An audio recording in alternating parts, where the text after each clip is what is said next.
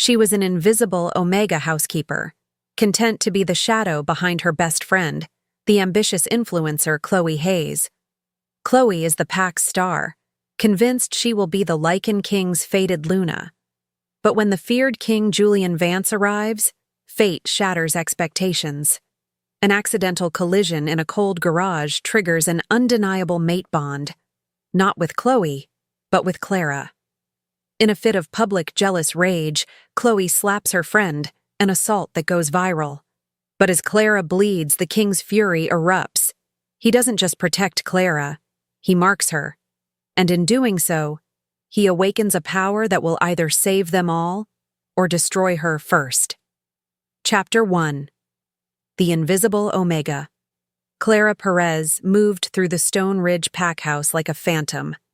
It was a skill she had perfected over 22 years, to be present but entirely unseen. Her gray, Omega-issued uniform was designed to blend into the cold stone and polished wood of the manor, and her soft-soled shoes made no sound on the floors.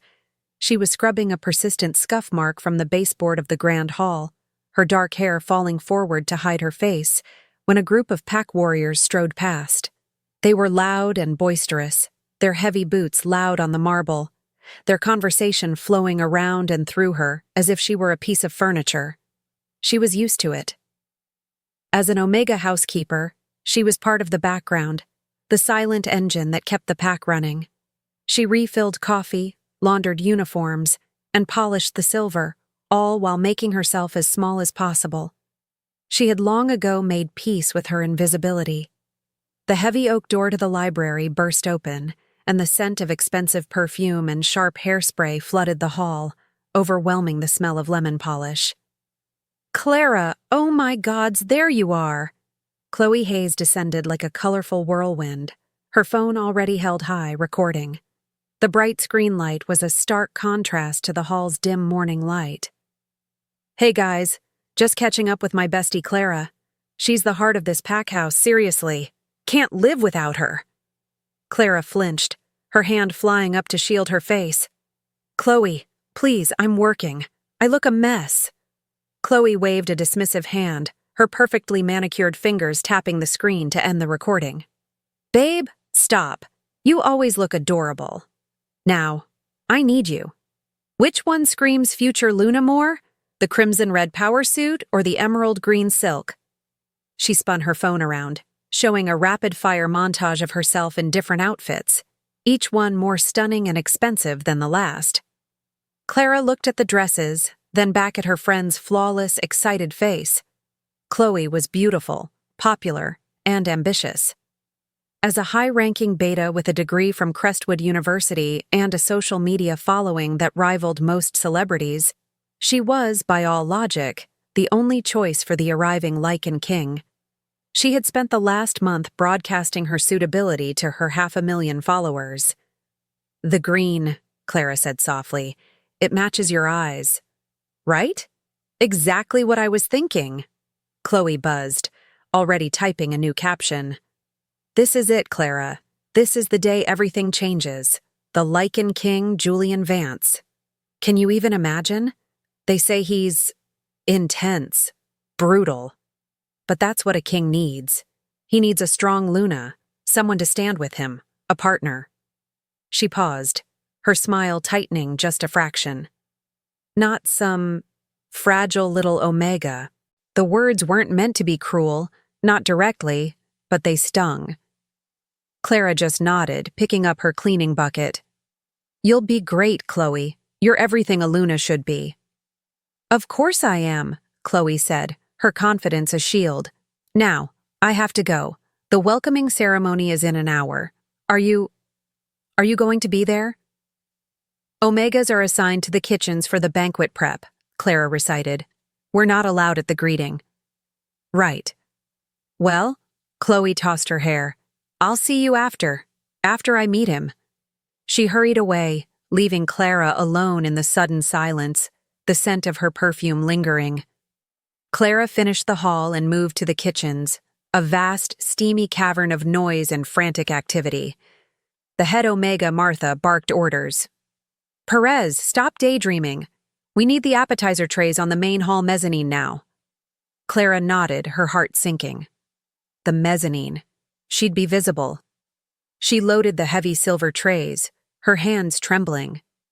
When the service elevator doors opened, she was in a small, shadowed alcove overlooking the grand foyer. Below, the entire pack was assembled.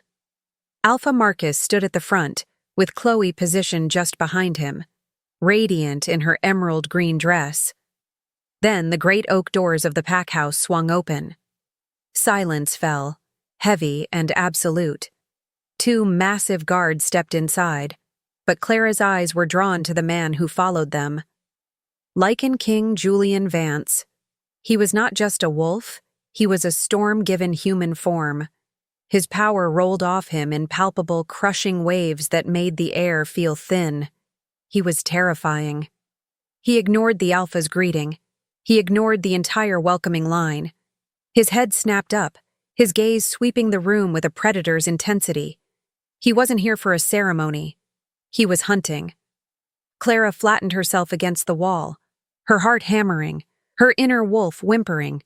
Hide, hide, hide.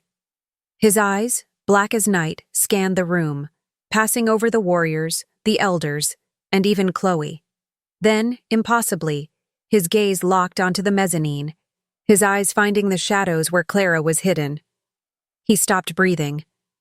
And then he growled, a low, possessive sound that echoed not just in the hall, but in her very bones.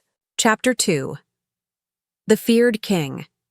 The growl was not just a sound. It was a physical force that struck the grand hall, a wave of raw, possessive power that vibrated in the stone and in the bones of every wolf present. Below, in the foyer, the entire Stone Ridge pack flinched. Alphas averted their gaze, warriors tensed, and the assembled betas bowed their heads in submission. Chloe Hayes, standing radiant in her emerald dress, froze, her practiced smile faltering. The king wasn't looking at her. He wasn't looking at anyone in the welcoming line.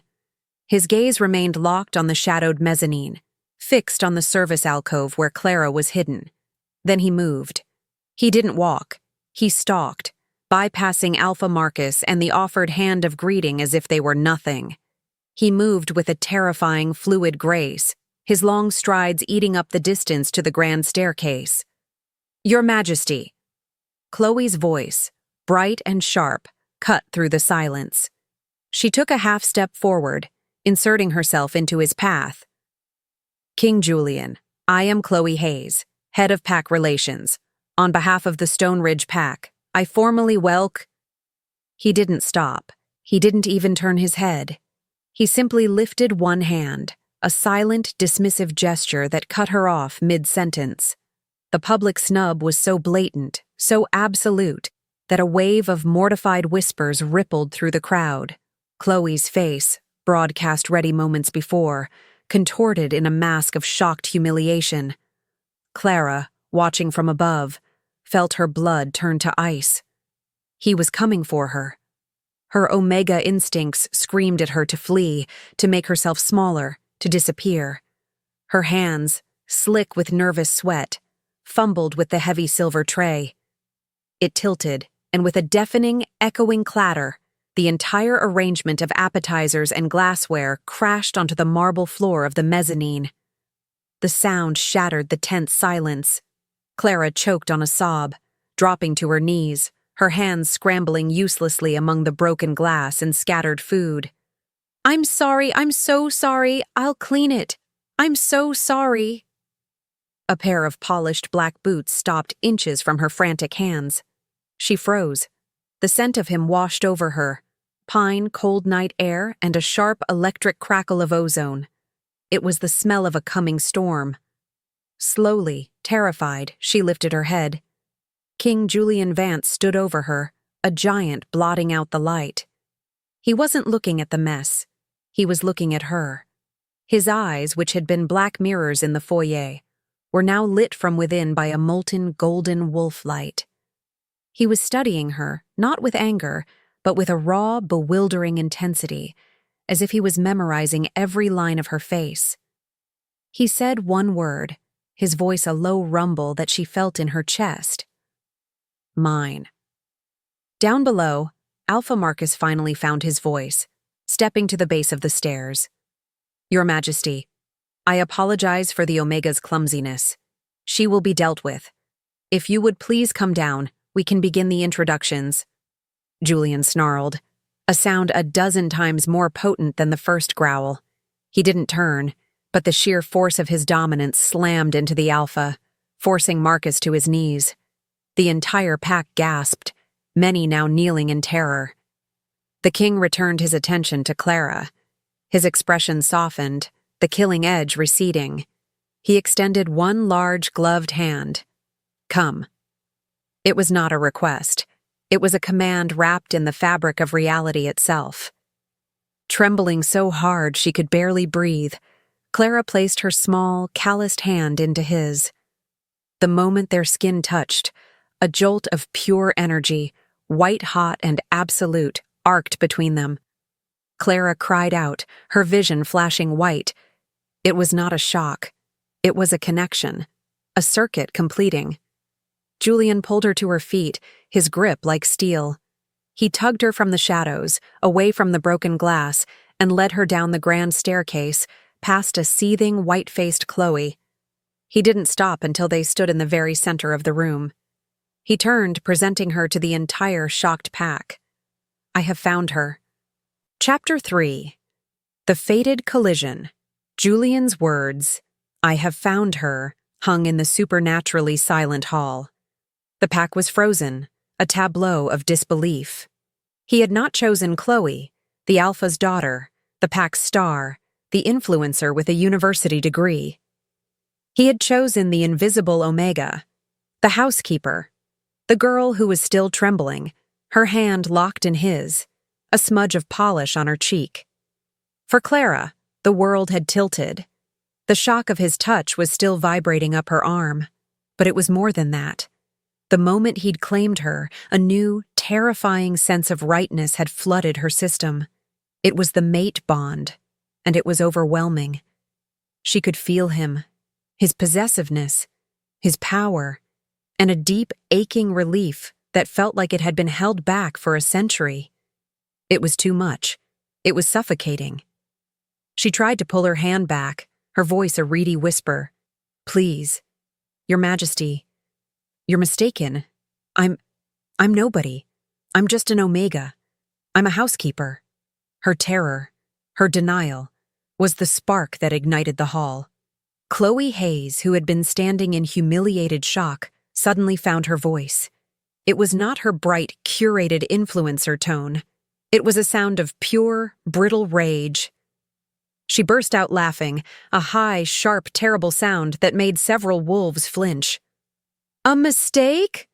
Chloe stalked forward, her emerald dress rustling. Of course it's a mistake! Your Majesty, you must be confused. She gestured at Clara, her hand slicing through the air. This is Clara Perez. She serves the food. She scrubs the floors. She's nothing. Julian finally turned his head. He looked at Chloe, his golden-lit eyes devoid of all warmth. They were flat, cold, and utterly dismissive. She is my mate. The finality of those 3 words, the absolute possessive power behind them, slammed into Chloe. This wasn't a negotiation. It wasn't a choice he was weighing. It was a fact he was stating. He was not confused. This realization shattered Chloe's world. The future she had meticulously planned, Luna of the Lycans, the ultimate object of envy and adoration, was not just denied. It was being handed to the one person she'd always considered beneath her, the one person who was supposed to be her shadow. No, Chloe whispered, her face twisting. No, you can't. Dozens of phones were now held high, their red recording lights like a field of malicious stars. The pack was filming. They were capturing her humiliation, her failure. This would be her new legacy. Chloe, please, Clara begged, tugging again at Julian's iron grip. Just stop. Everyone is watching. You did this, Chloe hissed, her eyes wild, her carefully constructed mask shattering completely. You're invisible. You're weak, and you tricked him. You stole this from me. I didn't, I swear. You liar! Chloe lunged, not at the king, but at Clara. She didn't try to pull her away. She was beyond reason. She was going to erase the problem. Julian moved, intercepting. His hand snapped out, grabbing Chloe's wrist before she could touch Clara. His grip was iron. Do not touch her. The pain from his grip and the absolute humiliation of being restrained like a disobedient child sent Chloe over the edge. She ripped her wrist free with a furious shriek, her eyes landing on the one person she could hurt. Chapter 4. The Slap Heard. Round the pack. You, Chloe screamed, her voice cracking with hysteria, the sound echoing in the vast, silent foyer. All her ambition, all her carefully curated perfection, curdled into a singular, venomous point of rage. She ignored the king. She ignored the sea of phones now capturing her every move. She saw only Clara, the quiet, unassuming Omega who had, in one impossible moment, taken everything. I am a Crestwood graduate, Chloe shrieked, her words a desperate, nonsensical litany of her own value. I have 500,000 followers.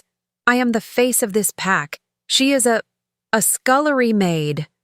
Before Julian could step between them, before Clara could even flinch, Chloe pivoted.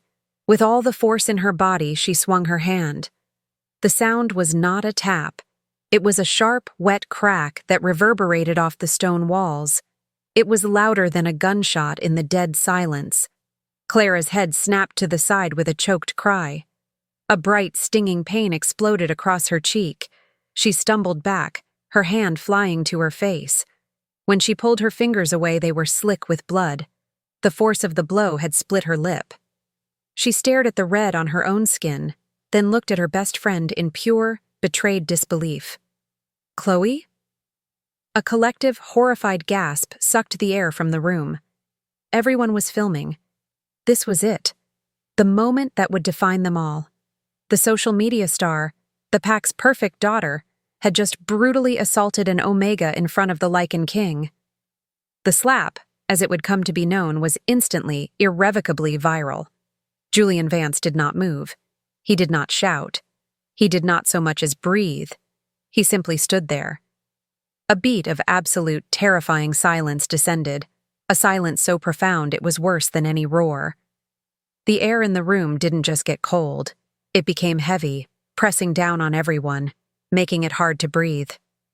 The predator that had been just beneath the surface of the king was now fully, terribly present. Slowly, with a control that was more horrifying than any outburst, Julian turned his head.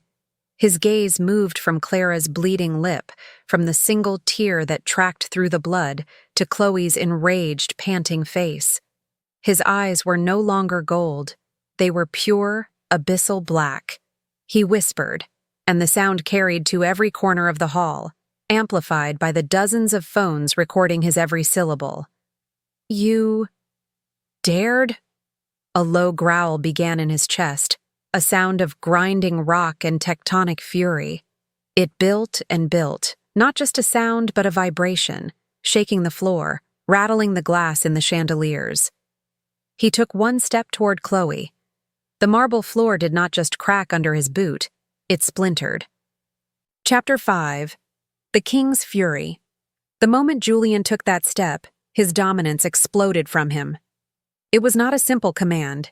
It was a physical weight, a crushing, suffocating pressure that slammed into every living thing in the hall. Dust motes froze in the air. Pack members collapsed. It was not the respectful kneeling from before. They fell, prostrate on the marble, whimpering, many shielding their heads as if from a physical blow. Alpha Marcus was on his face, shaking, unable to move. The phones that had been held so high clattered to the floor as hands went limp. Only 2 people were left standing, the king and his target. Chloe was not crushed because he did not let her collapse. He wanted her awake. He wanted her to feel this. Her rage, so potent seconds before, was instantly extinguished, replaced by a primal, mortal terror that left her paralyzed. Her lungs refused to draw breath. She had not just broken a rule. She had not just committed an assault. She had struck the fated mate of the Lycan King. She had, in the eyes of the ancient wolf laws he embodied, committed treason. "No," she whimpered, stumbling backward, her hands held up. "No, I didn't mean—" Julian advanced again. He was no longer the king in the suit. He was the executioner. His form seemed to flicker, to grow, his shoulders broadening, his hands curling at his sides, his fingernails elongating, hardening into black, vicious claws. He was shifting, but not fully, holding himself in the horrifying half-human state of pure controlled rage. He was going to tear her apart. Clara watched, her hand pressed to her bleeding mouth. The bond was a screaming two-way street. She felt his fury as if it were her own, a righteous, cleansing inferno. He was going to kill for her. He was defending her. A dark, primitive part of her, an Omega that had been invisible her whole life, wanted him to. But then she saw Chloe, her friend, the girl she had grown up with, the girl who had defended her from bullies in high school, the girl she had just helped pick out a dress. Chloe was white-faced, tears of pure terror streaming from her wide, unblinking eyes, seconds away from a brutal death. "No!" Clara's voice was weak, muffled by her own blood. Julian paused. His head twitched, the blackness in his eyes swirling. He was listening, but the Lycan was in control. "He hurt. Mate." The words were a guttural rumble, barely human. He turned back to Chloe, raising his clawed hand for the killing blow. "Stop!" This time, Clara screamed it. The sound ripped from her throat. She ran, her legs clumsy, and threw herself, not at Julian, but in front of Chloe. She spread her arms wide, a fragile, bleeding shield protecting her attacker from the king. "No!" she cried, her voice cracking. "You'll have to go through me!" Julian froze. His hand, tipped with those lethal black claws, hovered inches from Clara's face. He was trapped. His mate, his fated one, bleeding and trembling, was shielding the very threat he was born to destroy. The king's fury was absolute, but his mate's command was a new, conflicting law. The standoff was total, a silent, shaking tableau of rage and mercy, and the entire pack watched, breathless. Chapter 6. The Mark. The standoff held for 3 agonizing heartbeats. The king's dominance still saturated the air, but the killing intent had stalled, dammed up by the small, bleeding Omega who stood in his way. Julian's chest heaved, the claws on his raised hand twitching. The guttural growl in his throat was a choked, pained sound. He was a being of pure instinct, and his instincts were at war. Protect, mate. Obey, mate. "Please," Clara whispered, tears streaming now, mixing with the blood on her chin. "Julian, please. Don't. Not for her. For me." His name on her lips, spoken in a plea, was the first thing that reached him. The solid black of his eyes wavered, the molten gold of his wolf pushing back through. With a ragged exhale that sounded like a building collapsing, the crushing pressure in the room receded. The claws retracted. The terrible, half-shifted form settled back into the man. Julian lowered his hand, his gaze fixed on Clara. He was breathing heavily, his entire body rigid with the effort of restraint. He was still furious, but the Lycan was no longer in absolute control. The moment the pressure lifted, Chloe sucked in a desperate, shuddering breath and promptly vomited onto the marble floor. Her terror was so complete that her body had simply given up. Julian ignored her. He stepped forward, his focus only on Clara. He gently took her face in his large hands, his thumbs brushing the blood from her cheek. His touch was reverent, a stark contrast to the violence he'd been about to unleash. "You bleed," he stated, his voice a low, rough rumble. I'm okay," she stammered. "No!" Chloe suddenly shrieked, scrambling to her knees. Her terror was being replaced by a frantic, desperate delusion. She had been spared. She saw an opening. See? See, Your Majesty? She's weak. She bleeds from a slap. She's just an Omega. She can't be your Luna. She staggered to her feet, wiping her mouth, her eyes wild. I am the one you need. I went to Crestwood University. I have a degree in communications. I have followers. I can manage your public image. She just manages laundry. Julian did not even look at her. His eyes remained locked on Clara's. He saw her flinch at Chloe's words, saw the old, familiar invisibility try to reclaim her. He would not allow it. Her qualifications do not matter, Julian said, his voice carrying through the hall. He turned slightly, just enough to address the entire silent pack, who were slowly, shakily getting to their feet. Your degrees do not matter. Your followers do not matter. Your status does not matter. The moon goddess has chosen. He turned back to Clara. His expression was no longer rage. It was something deeper, something she couldn't name. It was reverence. He went down on one knee, a king kneeling to a housekeeper, stunning the pack into a new silence. He took her hand, the one that wasn't pressed to her bleeding lip. Clara Perez of the Stone Ridge Pack, he said, his voice formal and resonant. My fated mate. Will you accept this bond? And me? It wasn't a choice. The bond was already thrumming between them, a living thing. She looked from his kneeling form to Chloe's face, which was frozen in a mask of pure, uncomprehending horror. Clara knew this was the end of one life and the beginning of another.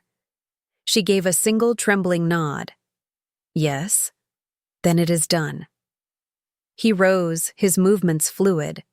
He placed one hand on the back of her head, lacing his fingers into her hair, and tilted her head to the side, exposing the pale, vulnerable skin of her neck. He inhaled deeply against her skin, a possessive, claiming gesture. Julian, she breathed, her knees weak. He opened his mouth, his fangs, long and pearly white, descended. Mine, he growled against her skin, and then he bit down. The pain was excruciating, a searing, white-hot agony that ripped a scream from her. But it lasted only a second, replaced by an intoxicating golden rush of pure power. It flooded her veins, a torrent of energy that was his, and his alone. It poured into her, healing, changing, and overwhelming. The world dissolved into a blinding white light, and as she fell, she felt his strong arms catch her, the echo of his voice the last thing she heard. I have you, my Luna. Chapter 7. Silver Eyes. Clara's world was fire and light. The agony of the mark faded instantly, consumed by an overwhelming flood of sensation. She was aware of Julian's arms around her, lifting her as if she weighed nothing. She heard the collective gasp of the pack, the distant, strangled sob from Chloe, but they were sounds from miles away, at the end of a long tunnel. Her primary focus was the energy pouring into her from the bite. It was his energy, his life, his power, and it was merging with her own, awakening something that had slept within her blood for generations. It was too much. Her body, the weak Omega vessel she had lived in her whole life, couldn't contain it. The white light that filled her vision was a merciful curtain, and she fell into it, losing consciousness before they had even left the grand hall. She awoke not slowly, but all at once, like a switch being thrown. Her first sensation was scent. She smelled the dust in the ventilation ducts, the subtle chemical signature of the paint on the walls, the faint, lingering ozone of a high-tech security system. She smelled the rich, loamy scent of pine and cold air that she now knew was Julian. He was not in the room, but he was nearby, in the building. She could pinpoint his location as if by a map in her head. Her second sensation was sound. She heard the whisper-quiet hum of the air conditioning, the distant thrum of an elevator, the beat of her own heart. No, 2 heartbeats, her own, and a deeper, slower, resonant rhythm that beat in countertime. Julian's. She opened her eyes. The room was dark, lit only by the city lights filtering through a floor-to-ceiling window. It was a penthouse, lavish, modern, and sterile. She was lying on a bed so large it felt like its own continent, covered in a fur throw that smelled of him. Clara sat up. Her body felt different. Her limbs, which had been wiry and tired from years of housekeeping, now felt dense, coiled with a sleek, humming power. The lingering ache in her muscles was gone. She touched her lip. The split, the bleeding wound Chloe had given her, was gone. The skin was smooth, healed, as if it had never been. What? Her own voice startled her. It was deeper, richer. It held a new timbre, a resonance that hadn't been there before. She slid off the bed. Her feet, usually calloused, felt hypersensitive on the plush carpet. She saw a full-length mirror across the room and walked toward it, her movements feeling strange, more fluid, more predatory. She stopped in front of the glass, and her breath hitched. The girl in the mirror was her, but it wasn't. Her mousy brown hair seemed to have new, richer undertones. Her skin, usually pale and tired, looked luminous. But it was her eyes. Her eyes, which had always been a simple, soft brown, were no longer brown at all. They were glowing. A faint, internal silver light emanated from her pupils, the color of a full moon on fresh snow. They were bright, acute, and unsettlingly beautiful. They were not the eyes of an Omega. She stared, mesmerized. As she watched, a flicker of something moved behind her own reflection.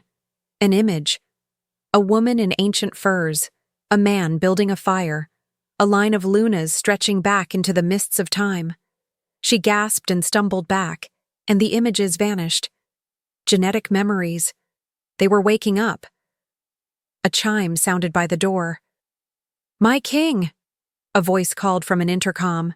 "She is awake." Before Clara could react, the door slid open. Julian stood there, changed out of his suit and into simple black pants and a shirt. His gaze swept over her, taking in her new, powerful stance, and then locked on her face. A slow, deeply satisfied smile spread across his lips. "There you are, my Luna," he said, his voice soft. "Your eyes, they are magnificent." Chapter 8. The Fall of an Influencer. While Clara awakened to her new reality, Chloe's world was ending. She stood frozen in the grand hall long after Julian had carried Clara out. The king's exit had broken the spell, and the pack house exploded into chaos.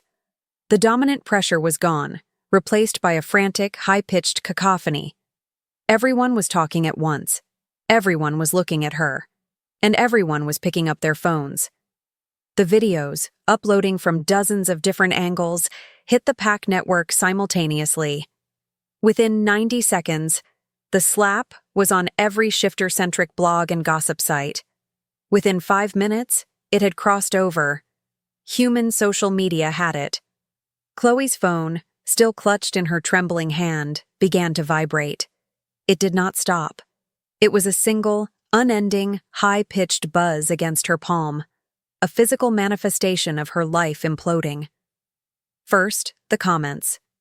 Her most recent post, a glamorous shot of her in the emerald dress, captioned, "Ready to meet the king," was the target. "OMG, did you see what she did?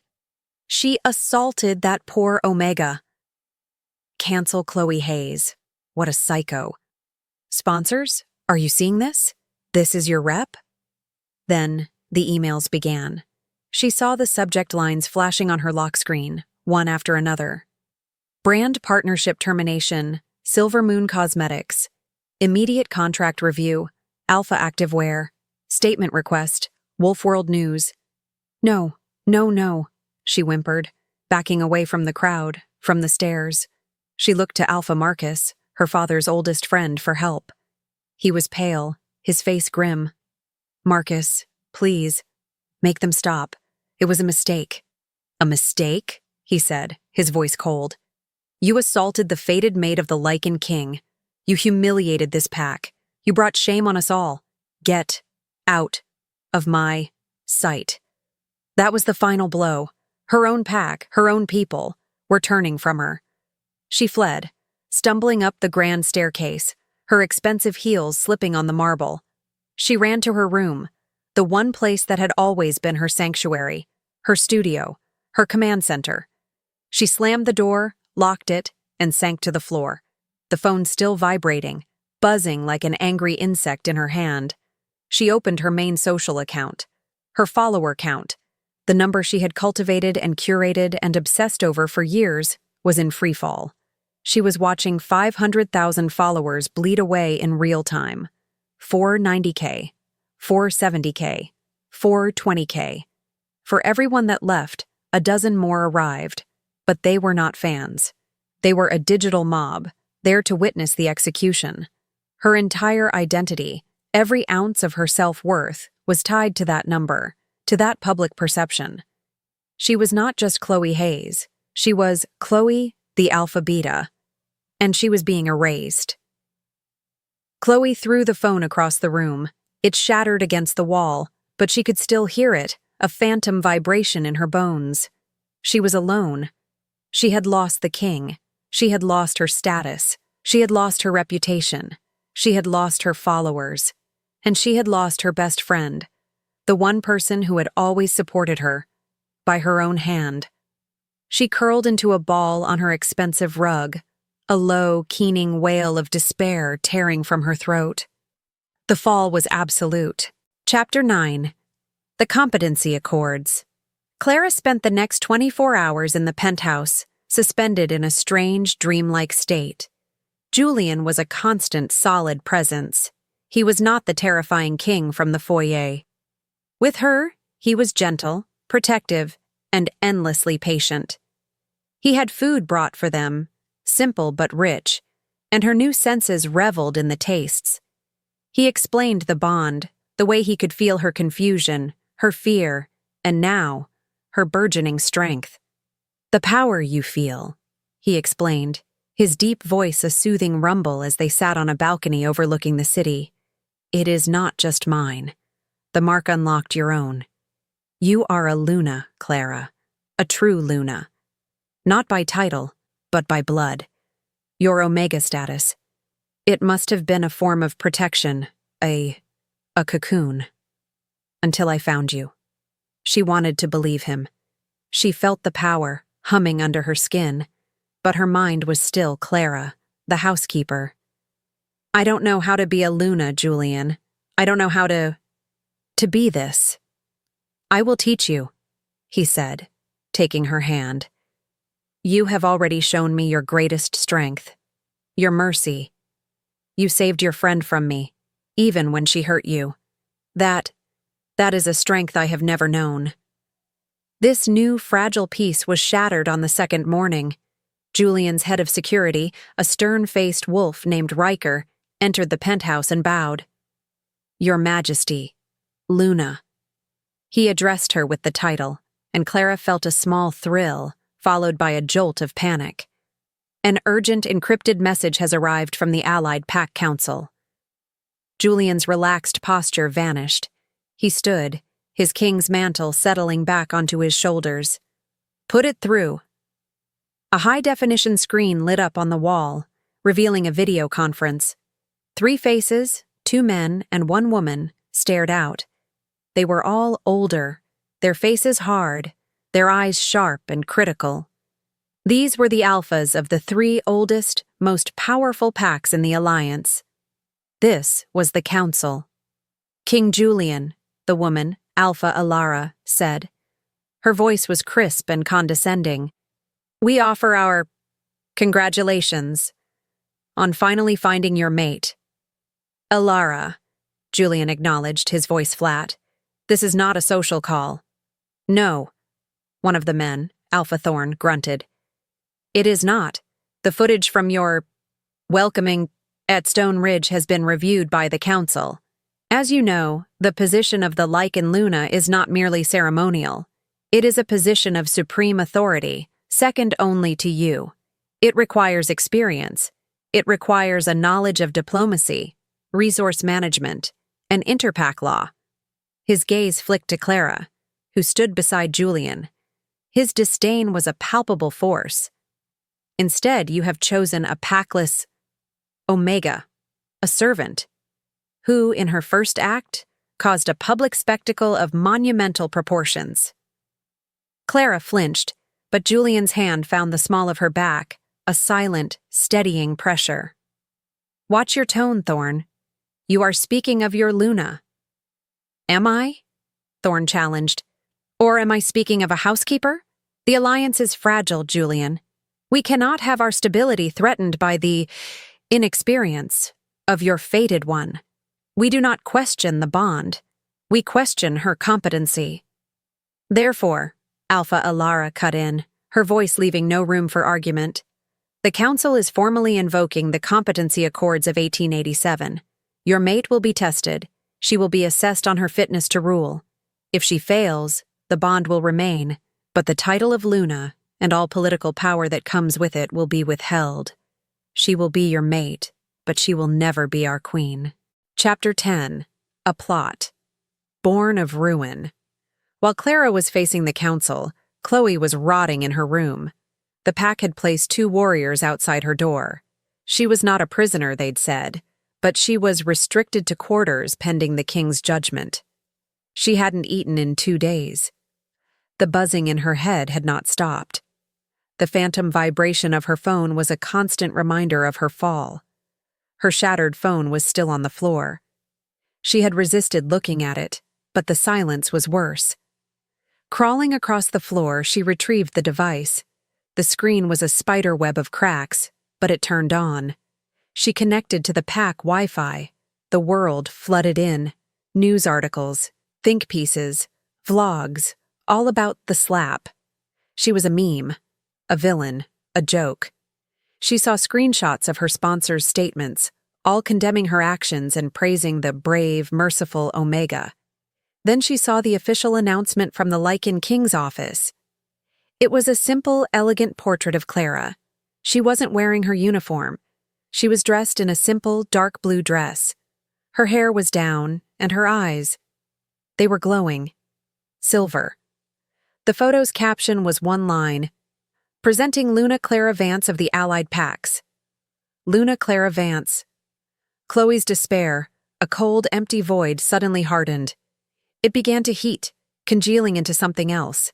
Something hot, acidic, and black. Rage. It wasn't fair. Clara had done nothing. She had just been there. She had collided with him. She hadn't worked for it. She hadn't built a platform. She hadn't earned a degree. She hadn't spent years curating an image of leadership. Chloe had done all of that. She had earned it. And Clara, with one clumsy accident, had stolen it all. And now she was a Luna, with glowing eyes. A wave of bitter, hysterical laughter bubbled up in Chloe's chest. Clara, who couldn't even manage a guest list without panicking, was now supposed to help rule the packs? It was absurd. The council would see it. They had to. They would test her, and Clara would fail. A new, insidious thought slithered into Chloe's mind. Clara would definitely fail, if she had a little help. Chloe's followers were gone, but not all of them.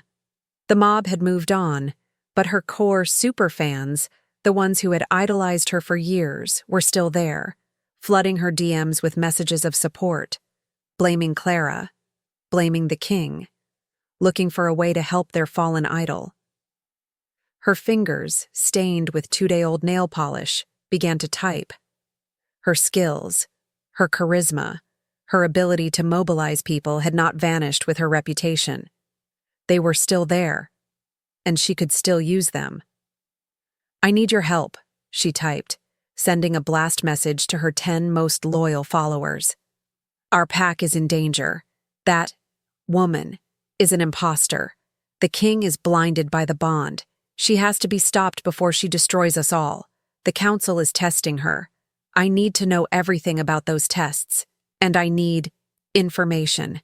I need to know everything about Clara Perez's life. Every mistake, every secret, every weakness." She hit send. Within a minute, The replies came flooding in. Anything for you, Chloe. We're on it. She won't know what hit her. A thin, venomous smile touched Chloe's lips for the first time in days. Clara wanted to be a Luna? Fine. Let's see how she handled her first political battle. Chapter 11.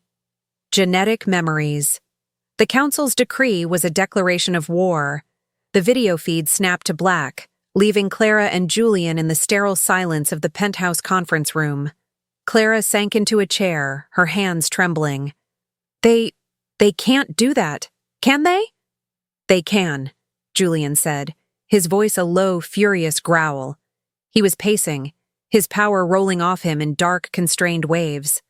The competency accords are an archaic, rarely used law, but they are binding. My ancestors agreed to them to appease the council. It was a check on the king's power in choosing a mate. It has not been invoked in over a century. He stopped pacing and knelt before her, taking her hands. They are afraid. You, a Luna of unknown power, not from their bloodlines. You are a threat to their control. But Julian, they're right, she whispered, the old fear creeping back in. I don't know about diplomacy or resource management. I scrub floors. How can I pass these tests? You are not who you were, he said, his gaze intense, willing her to believe. The mark unlocked what was already in your blood. You are a true Luna. You just need to remember how. He led her to a vast library, its walls lined not with books, but with high-resolution screens. This is the complete Pack Alliance archive. Law, history, trade treaties. Everything you need to know. Clara looked at the endless scrolling text files and felt a wave of profound nausea. It was a university education, and she was expected to learn it in... When is the first test? Tomorrow. She almost collapsed. No, it's impossible. She backed away from the screens, pressing her hands to her temples. I can't. Clara, breathe, Julian urged, but his voice was distant. She was panicking, the room closing in. I'm not a Luna. I'm Clara. I'm the Omega. I'm going to fail. I'm going to humiliate him. I'm going to... No. A new thought, not her own, cut through the panic. It was cold, clear, and sharp as ice. You are not Clara. You are the vessel. You are the line. She closed her eyes, shutting out the screens, shutting out Julian, and reached inward. She searched for the silver light, for the fire the mark had ignited. She found it, banked low, and she pushed. It didn't come as a flood. It came in flashes. A rapid, disorienting montage of images. A hand drawing a map on cured hide. The smell of a specific mountain herb that repelled burrowing pests. The face of an alpha, lying. A voice, cool and authoritative, negotiating a grain trade during a drought. A forgotten ancient treaty, signed under a blood moon. A hidden aquifer. It was chaos. It was disorganized. It was centuries of knowledge, all jumbled together, but it was there. Clara opened her eyes. She looked at the screen, at a complex law regarding water rights that had made no sense seconds before. Now she understood it. She understood the precedent. She understood the loophole. Julian was watching her, his expression awed. Clara? Your eyes? They were glowing, no longer a faint silver, but a bright, steady, luminous white. She turned to him, her stance changed. Her fear was gone, replaced by a cold, sharp focus. The first assessment was tomorrow, a test of resource management. She nodded once, her voice a low, resonant whisper that was hers, and yet not hers at all. Let them come. Chapter 12. The First Trial. Resources. The next morning, Clara was a different woman. She wore a simple, dark gray dress, her hair pulled back in a severe, functional bun. There was nothing of the Omega housekeeper left in her bearing. When Julian moved to stand beside her, she held up a hand. You will be in the room, my king, she said, the title feeling foreign and yet perfectly natural on her tongue. But you will not stand beside me. You will be an observer. I will do this myself. Julian's pride was a tangible thing, a warm presence in the room. He nodded once and took a seat in the back, out of camera range. Clara sat at the head of the long, polished table and activated the feed. The three faces of the council appeared. They looked smug, expectant. They were predators waiting for the fawn to stumble. Luna Clara, Alpha Alara began, her voice dripping with false formality. Your first assessment. This is a resource management scenario. You will have 5 minutes to review and 10 to present your solution. A complex data file appeared on Clara's screen. Alpha Thorn read the scenario, his voice heavy with an "I dare you" tone. The Silver Creek and Red Fang packs are on the brink of a resource war. A sudden blight has wiped out 60% of the caribou migration route. Red Fang controls the only viable lumber supply for the harsh winter. Silver Creek has the only access to the salmon run. Both are hoarding. Tensions are at the breaking point. A resolution is required. Now, your 5 minutes begin. Clara didn't look at the data for 5 minutes. She didn't even look for one. She stared at the names. Silver Creek, Red Fang. The memories hit her instantly. Not as a jumble, but as a clear, precise file. A drought, 2 centuries prior. The same 2 packs. A truce, mediated by a Luna named Seraphina. A shared-use treaty. A treaty that was contingent on a third forgotten resource. A hidden aquifer. She looked up. I am ready. The 3 alphas looked stunned. You have 4 minutes and 30 seconds remaining to review. Thorn grunted. I do not need them, Clara said, her voice echoing with the calm authority she now possessed. Her silver eyes were steady. You are looking at the problem incorrectly. You are trying to mediate a trade between lumber and salmon. She pulled a new file onto the main screen, a file from the archives, dated 214 years ago. You are forgetting the aquifer. The Treaty of 1811, mediated by Luna Seraphina, established shared access to the freshwater spring under Red Fang territory in exchange for Silver Creek's fishing rights. The spring's output is sufficient to irrigate new pasture land and bypass the blighted caribou grounds entirely. The lumber is irrelevant. She continued, her voice never wavering. Your proposed solution is a trade. My solution is infrastructure. I suggest you dispatch an envoy to remind both alphas of the treaty they have forgotten. They are not in a resource war. They are in breach of ancient pack law. The silence that followed was absolute. The smugness was gone. Alara's jaw was open. Thorn's face was a mask of thunderous disbelief. He looked like he'd been slapped. Julian, in the back of the room, was utterly motionless, his gaze fixed on his mate with an expression of pure, undisguised awe. Alara was the first to recover, her face pale. We will take your solution under advisement. The screen went black. Clara was left in the silence, her heart hammering not with fear, but with the adrenaline of her victory. She had done it. Chapter 13. The second trial. Diplomacy. Clara did not have long to savor her victory. The council, humiliated and now genuinely threatened, rescheduled the second trial for the very next day. They were trying to exhaust her, to throw her off balance. When their faces appeared this time, there was no pretense of formality. Their expressions were cold, hostile. The second assessment, Alara stated, her voice clipped. Diplomacy. An alpha's son from the Iron River Pack has been accused of murdering a human in a border town. The human authorities have photographic evidence and are demanding he be handed over. The alpha refuses, claiming shifter law, and is threatening to blockade the human town. This action threatens the veil, the secrecy of our entire existence. How do you respond? Clara felt a flicker of the old panic. This was not about resources. This was about lives. She took a breath, reaching for the calm. The memories supplied their answer. The veil is paramount. But so is our sovereignty. The Alpha is reacting from pride, the humans from fear. A joint tribunal is the only solution. Explain, Thorne snapped. We will not hand the Alpha's son over to human justice, Clara said, her voice firm. But we will not hide him. I would propose an immediate meeting with the human town's mayor and police chief. We offer them a seat at our own tribunal.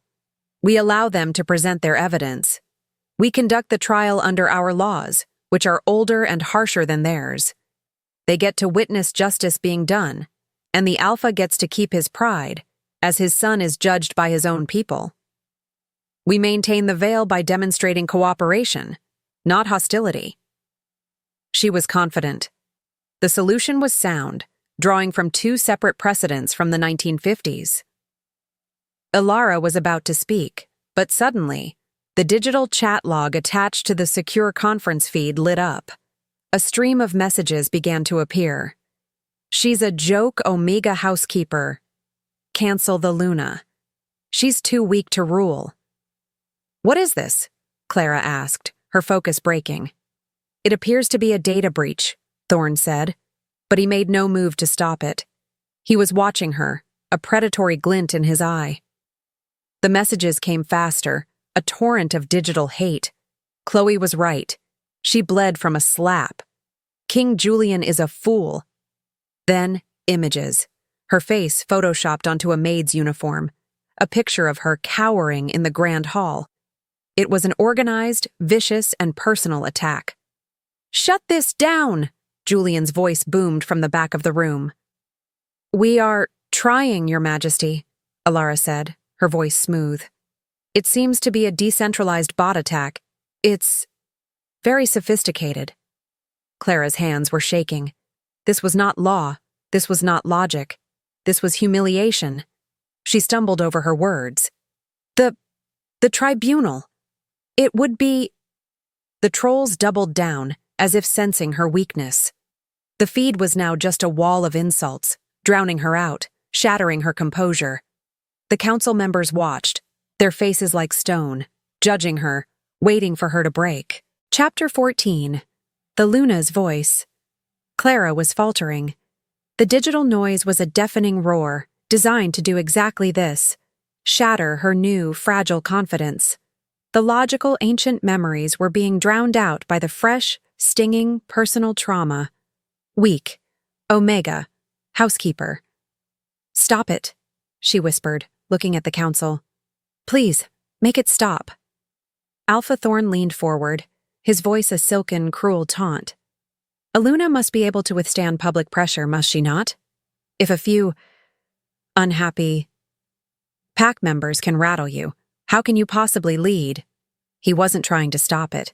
He was letting it happen. He was enjoying it. Julian roared from the back of the room.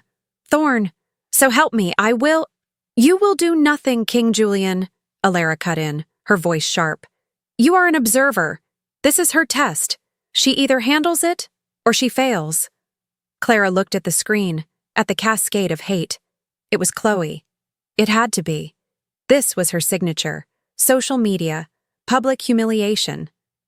The thought of her friend, her attacker, reaching across the miles to wound her again, ignited something new. It was not the cold, ancient knowledge. It was hot, personal, and it was rage. Her silver eyes, which had dimmed in her panic, suddenly flared, not with a steady glow, but with a blinding, pulsating light. The genetic memories were no longer whispers. They were a chorus, a battle cry of Lunas who had faced down armies, who had commanded alphas, who had never been silenced. She rose from her chair, her palms slamming down on the polished table with a crack that made the microphone feedback. She did not shout. She did not plead. She spoke. Enough! The word was not just sound. It was a physical wave of pure, unadulterated dominance. It was the Luna's voice, a power no one had heard in generations. The words slammed through the digital feed. The video conference crackled, the image of the council alphas distorting. The lights in the conference room flickered and dimmed. The chat log froze, every single hateful message stopping midstream. Then, as if a switch had been thrown, the entire troll feed was wiped clean. Dead silence. In the penthouse, Julian was on his feet, his own power rising in response to hers, his eyes wide with shock and profound pride. On the screen, the three alphas were physically recoiling. Thorn looked like he'd been struck. Ilara was pale, her hand to her throat. They were not just looking at a confident Omega, they were looking at a queen. Clara was breathing heavily, the power thrumming through her, making her very bones ache. She leaned toward the camera, her blazing silver eyes pinning each of the alphas in turn. "The attack," she said, her voice low, resonant, and thrumming with the last vestiges of that power, "is over." She took a breath, composing herself. "Now," she continued, her voice returning to normal, but with a new steel edge, "we will conclude the discussion on the joint tribunal, and you will listen." Chapter 15. The Council's Gambit. The rest of the diplomatic assessment was a formality. The Council alphas, visibly shaken and completely off balance, agreed to her proposal with stunned, monosyllabic answers. They couldn't end the feed fast enough. Clara had not just passed, she had dominated. Julian said nothing as she ended the call. He simply walked over, took her face in his hands, and kissed her. A deep, possessive kiss that was equal parts pride and awe. "That," he murmured against her lips, "was the voice of my grandmother. I have not heard it since I was a child." I don't know how I did it," Clara admitted, her body still vibrating. "You did it because you are you," he said. "They are afraid. They know they have lost. Be ready. A cornered wolf is the most dangerous." He was right. The final assessment was called for in less than an hour. There was no scenario, no file, just the three alphas, their faces grim. The fear was gone, replaced by a cold, hard desperation. This was no longer a test. It was an execution. "The final assessment," Ilara began, her voice flat, "is on personal suitability, stability, temperament." Alpha Thorn leaned into his camera, a cruel, triumphant smirk twisting his lips. "One final question, Clara." He used her name, a deliberate, calculated insult, stripping her of her title. "We have received troubling reports regarding your past. Tell us about the incident at the 2023 Stone Ridge Spring Ball, the one where you were found in a supply closet, crying, after Alpha Marcus's son, Derek, publicly rejected you." Clara froze. The blood drained from her face. It was true. It had been her deepest, most searing humiliation. Derek, whom she'd had a quiet crush on, had laughed in her face when she'd spoken to him, calling her a pathetic Omega shadow in front of everyone. She had hidden in a closet for an hour, sobbing. Thorn's smirk widened. He was reading from a file. "The report states you were hysterical, that you had to be sedated by the pack doctor. Is this the emotional stability we can expect from a Luna? To have a leader who breaks down and hides when a young alpha doesn't find her suitable?" Julian was on his feet, his rage a tangible thing. "Thorn, you dare!" "It is a legitimate question," Thorn snapped. "We must know if our Luna is emotionally sound." Clara stared at the screen, her mind numb. How? How could they know that? It was a pack secret, buried deep. She had only ever told one person, in a moment of shared, whispered confessions. She looked at Thorn, at the file he was reading from, and she understood. The file wasn't from a pack doctor, it was a message. She realized, with a dawning, sickening horror, the source of the leak. The Council wasn't just testing her. They were actively conspiring with her attacker. Chloe. This wasn't an assessment. It was a trap. Chapter 16. The Impossible Dispute. The silence in the penthouse was a ringing metallic thing. Julian was vibrating with a rage so profound it threatened to shatter the windows. He was on the verge of intervening, of tearing through the screen to get to Thorn. but Clara held up a single steady hand. A silent command.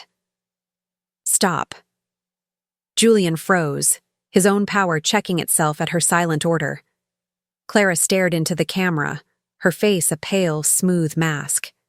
The hurt was there, a sharp spike in her heart, but the power was stronger. The genetic memories were not just of law and resources. They were of Luna's who had endured insults, betrayals, and public humiliation. They had stood firm, and so would she. Her silver eyes, which had dimmed with the shock, flared back to life, now burning with a cold, controlled light. "You are correct, Alpha Thorn," she said, her voice dangerously quiet. "I did cry. I was 20 years old, and a boy was cruel to me. It humiliated me." She leaned forward, her gaze sweeping across all three alphas. "But what is your excuse? You are not a cruel boy. You are a council of alphas, the supposed pillars of our allied packs. And you have just used a piece of petty, stolen gossip as a weapon in a competency trial. You conspire with a disgraced, unstable beta who is under pack arrest. You did not do this to test my stability. You did this to break me because you could not beat me." She rose to her feet, her full Luna power, the authority she had used in the previous trial, settling over her like a royal mantle. "You have failed, not me. You. You have proven your own selves incompetent to judge me." The alphas were speechless. They had expected tears, a breakdown, a hysterical denial. They had not expected this. They had not expected a queen. Alpha Alara, seeing her power, seeing the entire gambit collapse, made one last desperate move. "This is not over," she snapped, her voice high-fived with panic. You have passed these scenarios, but you cannot lead in the real world. You cannot. Alpha Thorn, bring them in." Thorn, his face purple with rage, typed furiously. "You want a real-world test, Luna? Fine." 2 new video screens popped up, flanking the council members. They showed 2 of the most fearsome alphas in the Alliance, Alpha Kale of the Red Creek Pack and Alpha Vorlag of the Nightwood Pack. Both looked furious to have been summoned. "What is the meaning of this, Thorn?" Kale snarled. "A final test," Alara declared, her voice regaining a shred of authority. "Luna Clara, you claim to be a leader. Then lead. You are on this call with Alpha Kale and Alpha Vorlag. As you know, their packs have been in a bloody, century-long territorial dispute over the Red Creek Basin. No king, no council, and no mediator has ever been able to solve it. It is, by all accounts, impossible." She gave a venomous smile. Solve it right now, with all of us as witnesses. Or be declared unfit." Chapter 17. The Real-Time Mediation. The Alphas Kyle and Vorlag stared at the screen in disbelief, their animosity for each other momentarily forgotten in the sheer audacity of the Council's demand. "This is a farce," Vorlag roared, his scarred face twisting. "You bring the king's new mate, this child, to solve the Basin War? Are you insane?" "She claims to be our Luna," Thorn retorted, his eyes gleaming with malicious triumph. He had given her an unwinnable problem. Let her prove it. Clara stood silent, her gaze fixed on the 2 warring alphas. She could feel their ancient, ingrained hatred for each other, even through the digital feed. It was a raw, festering wound. Julian, in the back, tensed. This was not a test. It was a public execution. Clara closed her eyes. She shut out the council's sneering faces, the alpha's rage, and Julian's fear. She reached deep into the well of memories. Basin War, Red Creek, Luna Serafina, Luna Alara the Wise, Luna Morel. The files opened. She saw the history, not as a textbook, but as a living thing. She saw the first broken treaty, the first drop of blood, the generations of failed negotiations. She saw the lie that had started it all. She opened her silver glowing eyes. "Alpha Kale," she said, her voice calm and absolute, cutting through the tension. "Your pack claims the basin by right of first settlement. based on the markings left by your ancestor Ronan. And so they were, Kyle snarled. The sacred stones prove it. Alpha Vorlag, Clara continued, ignoring him. You claim the basin because your ancestors died to consecrate the land, and the sacred stones are not his, but yours, correct? His ancestors were thieves, Vorlag bellowed. The blood oath is on those stones. You are both wrong, Clara stated. The two alphas stopped, stunned into silence. You have been fighting a war based on a lie. Not your lie, an ancient one. She pulled a file from the archive, not a treaty, but a Luna's private journal, dated over 300 years ago. Luna Morel. She was present when the dispute began. The sacred stones you are fighting over. They are not yours, Kale. And they are not yours, Vorlag.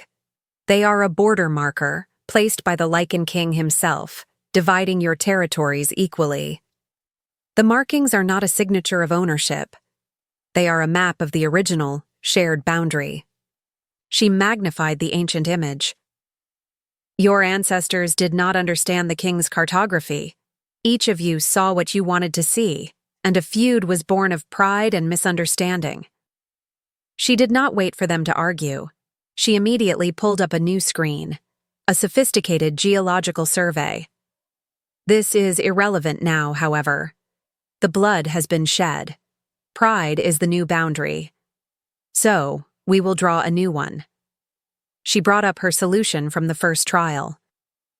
The aquifer. It runs directly beneath the basin's center line. My solution is not to divide the land. It is to share the resource. I will not share with him, Kyle roared. You will, Clara commanded, and her Luna's voice, sharp and undeniable, cracked through the feed. Because I am not asking. I am establishing the Cascade Mountain Alliance. My mate's power is absolute, but my authority is in cooperation. You will sign this new treaty, which cedes the land to a neutral third-party territory governed by me, as Luna. The water will be used for joint infrastructure. Your packs will work together to build it. You will end this war, not with victory, but with profit. Or, she let the threat hang. Or you will both answer to my king. And then, to me.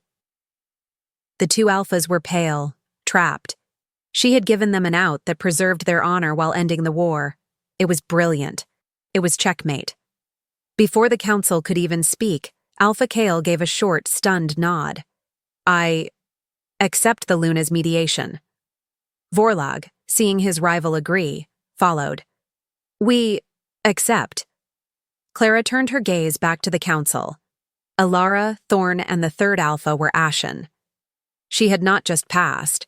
She had, in 10 minutes, achieved what their combined leadership could not in 100 years. Your verdict, alphas? Clara asked, her voice soft as steel. Thorn opened his mouth, but no sound came out. Alara looked down, defeated. The competency accords are satisfied. We recognize Luna Clara. The feed cut. Chapter 18. The Traitor's Confession. The penthouse was silent. Julian stood in the back of the room, his shadow cast long by the afternoon light. He was not looking at the blank screen. He was looking at Clara. She stood tall, her shoulders back, but the adrenaline of the confrontation was fading, leaving her trembling. The silver light in her eyes softened. She had won. She had faced down the council, unraveled a century-old war, and commanded the respect of two blood-enemy alphas. She turned to Julian, a shaky, exhausted smile on her lips. It's over. He crossed the room in 2 strides. He did not kiss her. He did not cheer. He simply pulled her against his chest, burying his face in her hair, and held her. It is over, he breathed, his voice thick with a raw, powerful emotion she had never heard from him. You were magnificent. You were everything. Their victory, however, was incomplete. As Clara sagged against him, her strength finally spent, Julian's gaze hardened over the top of her head. He had watched her fight her battle. Now, it was time for him to fight his. "Riker," he said, speaking to the empty air. The head of security emerged from a side office, his face grim. "My king, my Luna." He bowed deeply to Clara, a new, genuine respect in his eyes. "We were monitoring the data breach as you requested." "And?" Julian asked, his voice lethally calm. "The attack was sophisticated, as the council noted," Riker reported. "But it was not a bot attack. It was a coordinated harassment campaign, run through a private encrypted server. We were trying to trace the source when we received an inbound message from one of the co-conspirators." He held out a tablet. On the screen was a message thread. It was from one of Chloe's 10 loyal followers. "I can't do this anymore. This isn't about pack loyalty. It's sick. I just watched the final assessment. What they did, what we did, using that private info. The Luna, she's the real deal. I'm out. Here is everything. The server IP, the chat logs, all of it." Chloe started it all. Riker scrolled. It was all there. Chloe's initial message, her request for personal information, her coordination of the harassment campaign, her direct line of communication with a burner phone, one that Riker's team immediately traced to Alpha Thorn. The conspiracy was laid bare. She did it," Clara whispered, her heart aching. She had known it, but seeing the proof, the casual, cruel betrayal laid out in chat logs, was a fresh wound. Julian's eyes turned to black ice. He looked at Riker. "You have the confession. You have the logs. You have the location of the burner phone. That is treason. Against the king. Against the Luna. Against the entire allied packs." Riker nodded, understanding the unspoken command. "My men are already on their way." "Bring her here," Julian commanded. "Bring them all. Alpha Thorn, Alara, and the other. They will answer for this." He then looked down at Clara, his expression softening. "But her," he said, his voice dropping, his rage warring with something else. "Chloe Hayes. She is your matter. She will be brought to you." The cliffhanger landed in her lap. The council was a political problem. Chloe was a personal one. 40 minutes later, the penthouse doors slid open. Riker and another guard marched a disheveled, furious Chloe Hayes into the room. Her hands were bound in silver.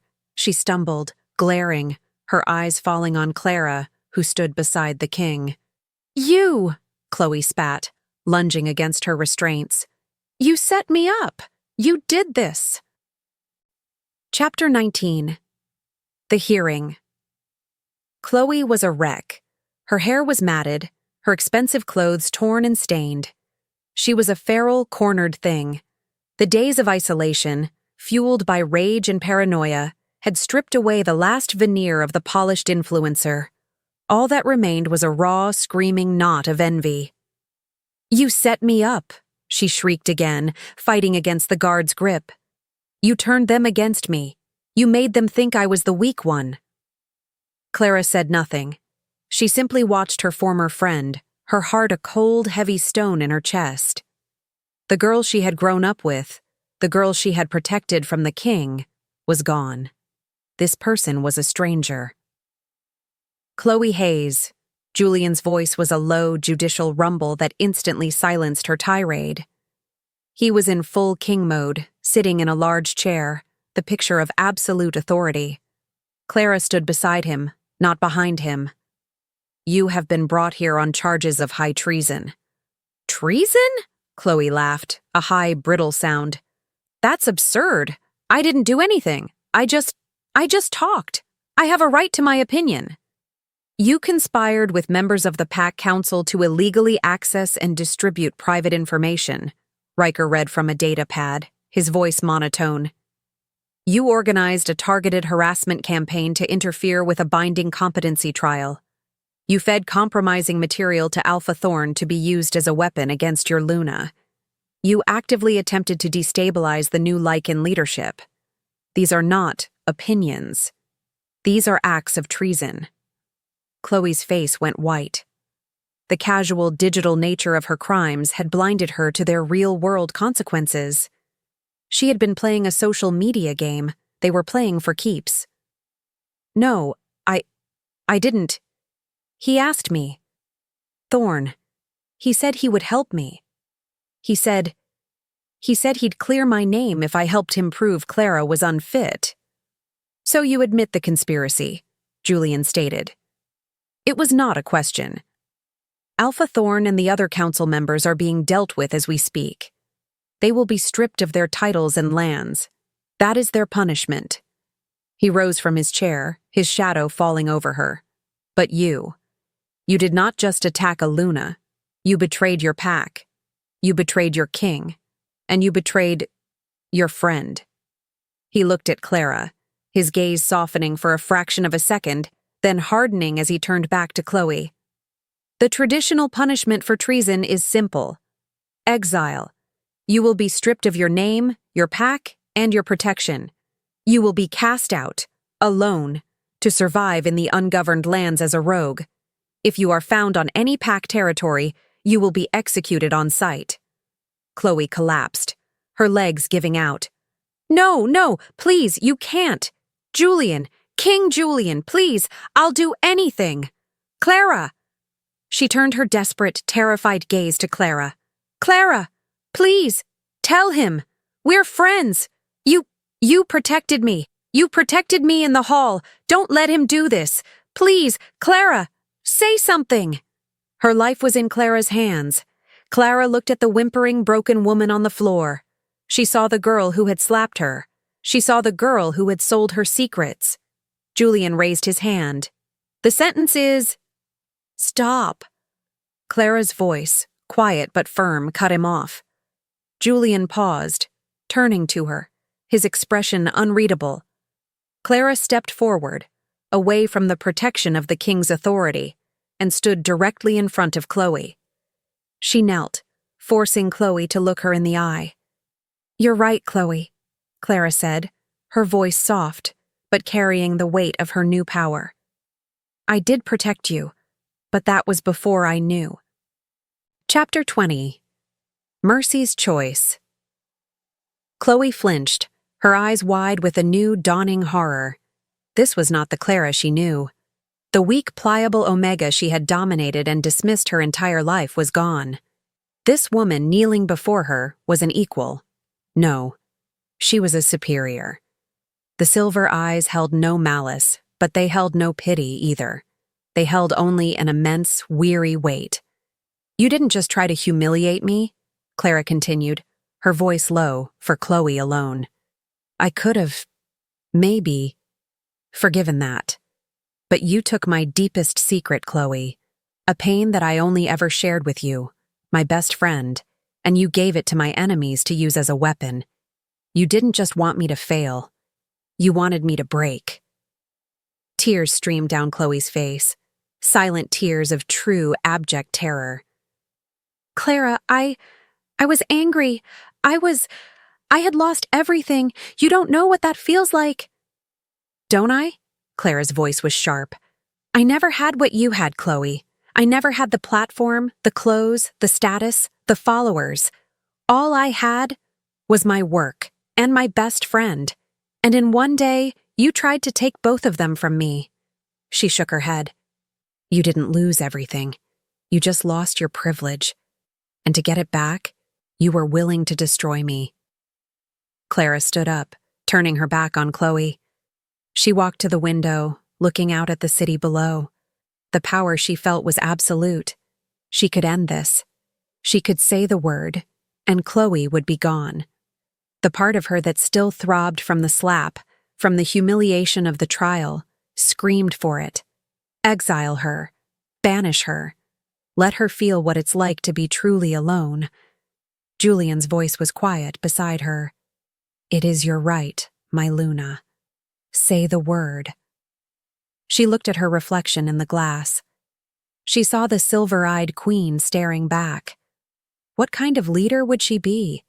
One who ruled like Thorn through fear and punishment, or one who ruled like the Lunas of her memories, with a strength that could afford to be merciful? She turned around. "The traditional punishment is exile," she said, her voice ringing with formal authority. "And the king is right. It is what you deserve." Chloe let out a strangled sob.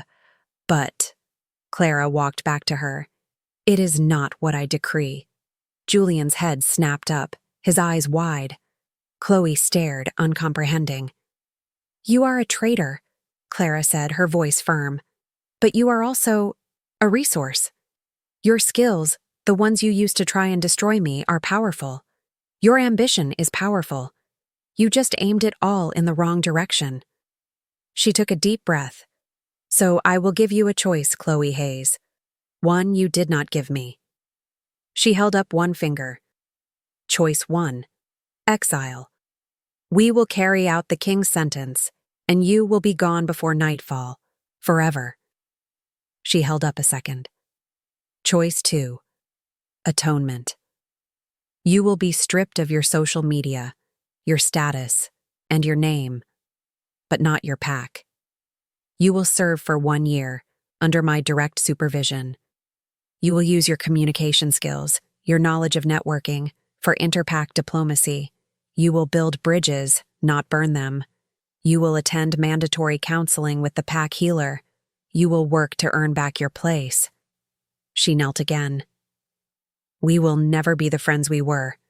That girl is gone. But you can become someone new, someone better. Exile or service. The choice is yours." Chloe stared, her mouth open, her mind reeling. She had been prepared for death. She had been prepared for banishment. She had not in any way been prepared for mercy. Chapter 21. The Foundations of Healing. Chloe stared at Clara, her mind unable to process the words. She had braced for exile. She had braced for execution. Mercy was a language she had never been taught, a strategic move she could not comprehend. This choice, more than the king's fury or the council's treachery, was what finally and completely broke her. The last remnants of her pride, the sharp, bitter rage that had sustained her, crumbled into dust. She collapsed, not in a calculated plea, but in a complete shuddering surrender. A raw, ragged wail tore from her, a sound of such profound self-loathing that it echoed in the sterile penthouse. I don't deserve it," she wept, her words muffled by the floor. I'm a monster. I tried to destroy you. Why aren't you destroying me?" "Because I'm not you," Clara said softly, her voice devoid of triumph. "And because I remember the girl who shared her lunch with me in the 3rd grade, even when I had nothing. I am choosing to believe that girl is still in there." She stepped back. "But this is your only chance. Choose." Chloe looked up, her face a ruin of tears and shame. I accept," she whispered, her voice raw. "Service. Atonement. I will do whatever you ask, Luna." The use of the title was a final surrender. Clara nodded once, her face grim. She had not won a friend back. She had taken a broken weapon and offered to reforge it. "Riker," Clara commanded, "take her to the pack healers, and then find her a workstation. She starts tomorrow." The guards lifted Chloe, who did not resist, her gaze still fixed on Clara with a terrifying, desperate awe. As she was led out, Julian finally spoke, his voice low. "That was a profound risk, my mate." Clara turned to him, the strength that had held her up finally beginning to waver. "She was my friend, Julian. Before she was a monster. She was my friend." He stepped toward her, his expression unreadable. "You offered mercy to the one who struck you in the hall. You offered peace to alphas who had waged war for a century, and now you offer redemption to the one who conspired against you. I have ruled by dominance and fear, and I have never, in my entire life, seen a display of power like the one you just showed." He took her hands, his grip firm, grounding her. "The council feared you would be a weak Luna. Instead, you have proven to be the strongest in generations. My strength, it ends things. Your strength, it builds them." Clara looked down at their joined hands, his, large and scarred, hers, smaller, but now steady. The bond between them thrummed, no longer just a fated primal pull, but a conscious partnership. The trials were over. The betrayals were settled. The real work, the work of building a future, was just beginning. Chapter 22. The Cascade Mountain Alliance.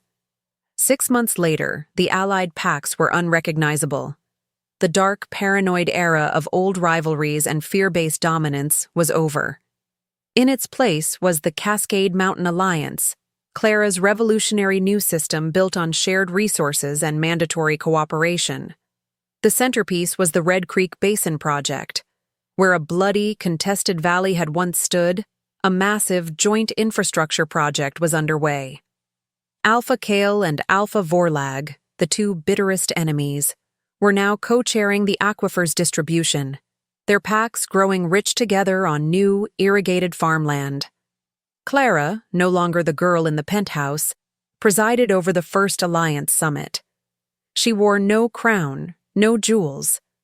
Her authority was in her bearing, and in the silver glowing eyes that saw everything. She moved with a purpose that was both innate and learned. "Alpha Kale," she said, her voice carrying easily across the new, circular council table. "Your report on the Western irrigation progress." "We are ahead of schedule, Luna Clara," Kale reported, his old, gruff demeanor replaced with a new, grudging respect. "Vorlag's engineers have been surprisingly competent. We anticipate the new grain yields will be high enough to create a shared surplus for all Allied packs by winter." Julian sat beside her, not as a king, but as a partner. He was her enforcer, her rock, and her most ardent supporter. He watched her lead, his pride a tangible force. A side door opened and a figure entered carrying a data pad. She was dressed in a simple, professional uniform. Her hair was pulled back. She wore no makeup. It was Chloe. She approached the table, her eyes down, and handed the data pad to Clara. "Luna, the adjusted trade manifests you requested. I've highlighted the discrepancies in the Nightwood shipping." "Thank you, Chloe," Clara said, her tone professional but not unkind. Chloe nodded once and retreated to a workstation against the wall. She was thriving. Her restless energy, her ambition, her meticulous, obsessive nature, all of it was now channeled into running the Alliance's entire communications and logistics grid. She was, without question, the most effective administrator in the Allied packs. She had not spoken of the slap or of their past. She simply worked. She was earning her atonement, one spreadsheet at a time. The meeting concluded, a stunning success. Clara and Julian walked onto the balcony of the new Alliance headquarters, overlooking the valley. "You did this," Julian said, wrapping his arms around her waist from behind. "You built this piece." "We built it," she corrected, leaning back against his solid chest. The bond between them was a warm, steady glow. She felt a moment of pure, unadulterated peace. And then the world lurched. The first tremor was a low, distant complaint deep within the earth. It was not a small quake. It was a rolling, violent shove. The building groaned. Below them, a high-pitched metallic shriek split the air as a construction crane toppled. Then the real quake hit, a colossal, tearing roar. Chapter 23. When the Earth Shakes. The world shattered. The concrete of the balcony heaved, and Julian shielded Clara with his body, roaring her name. The glass of the conference room exploded inward. Alarms blared, a dozen different shrieking electronic screams.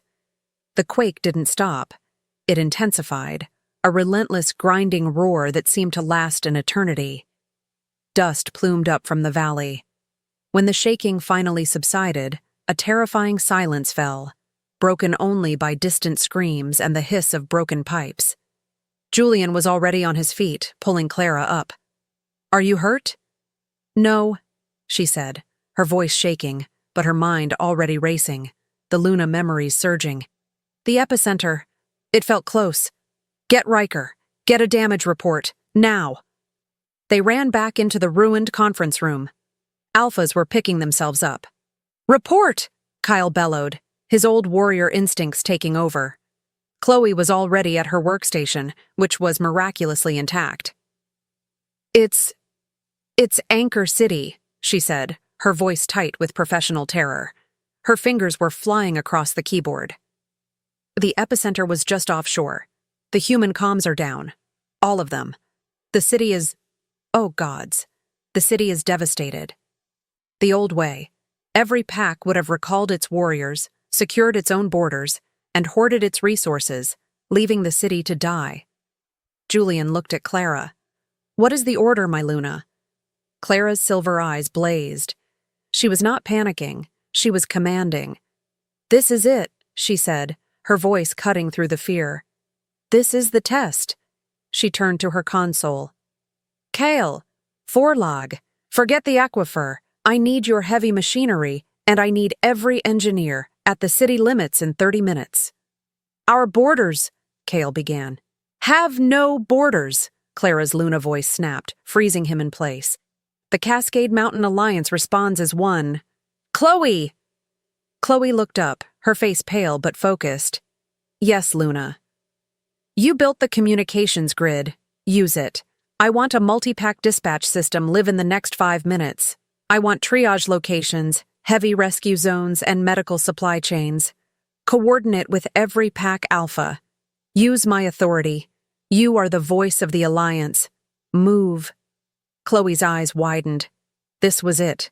This was the ultimate test of her skills. "Yes, Luna," she said, and her fingers became a blur. "Julian," Clara turned to her mate.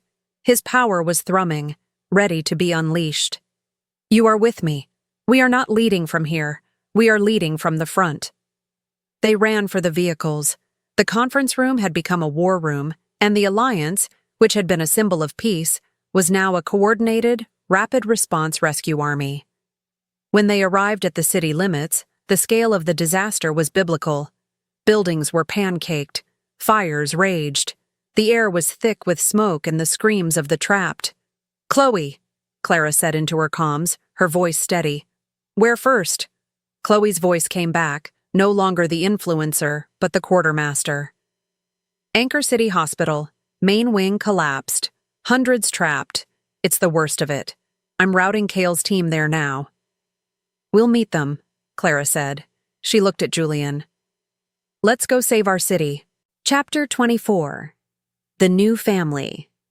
The scene at Anchor City Hospital was pure chaos. A 6-story wing had collapsed into a 3-story pile of shattered concrete and twisted rebar.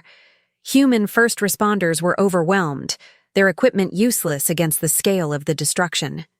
"Riker, Kale! Secure the perimeter!" Julian roared, his king's voice cutting through the panic. "Forlag's pack! Medical triage! Now!" The shifters moved with supernatural speed and strength, their enhanced senses cutting through the smoke. Clara closed her eyes, standing in the center of the wreckage. She wasn't a general. She was a Luna. She pushed her senses out, past the noise and the screaming. The genetic memories provided the technique. She could hear them, under the rubble. She could hear heartbeats. "There," she said, her voice quiet but absolute. She pointed to a massive slab of concrete. "There are 3 survivors, alive, in a void 20 feet down. But the rebar is shifting." Julian was at her side. "I can lift that." "You'll bring the whole thing down on top of them," Kale argued. "No," Chloe's voice crackled over the comms.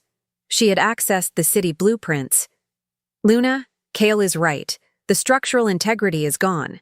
But there is a service tunnel. It's collapsed, but it's behind them. If Julian can stabilize the main slab, Kale's team can cut through the tunnel wall." "Clara?" Julian asked, trusting her call. Do it, Clara ordered. She ran to the rubble, placing her hands on the slab, Julian beside her. I'll tell you when it shifts. Julian took the weight, his muscles straining, his Lycan power surging as he fought against physics. Kale, go, now! For 2 hours they worked as a seamless unit. Julian, the immovable object, Clara, the guiding senses, Chloe, the digital eyes and ears, coordinating a dozen teams at once. They pulled the 3 survivors out, alive. By dawn, the city was no longer screaming. The operation, a model of multi-pack efficiency, had saved hundreds of lives that would have been lost. The human authorities, awed and baffled by the construction crews, who had appeared from nowhere, could only offer their dazed, grateful thanks. The 3 of them, Clara, Julian, and Chloe, stood on a hill overlooking the healing city as the sun rose. They were covered in dust, blood, and sweat. Chloe was the first to speak, her voice thick. My skills, they were useful. They were essential, Clara said, turning to her. You saved as many lives today as he did. She nodded to Julian. Chloe finally met her gaze. The envy was gone, the ambition was gone.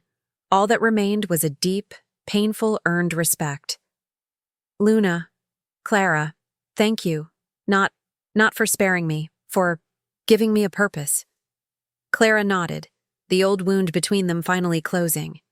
Julian wrapped his arm around Clara's waist, pulling her close. The council wanted to test your competency, he murmured, his voice rough with pride. You just rewrote the entire law on it. Clara leaned her head against his shoulder, the bond a warm, steady comfort. She looked at the rising sun, at the city, at her mate, and at her redeemed friend. This was not the life she had ever imagined. It was harder, it was heavier, but it was hers. She had proven that true leadership was not about status, or dominance, or perfection. It was about inner worth. It was about cooperation. And it was about having the strength to show mercy. Together, a new kind of family they would rebuild.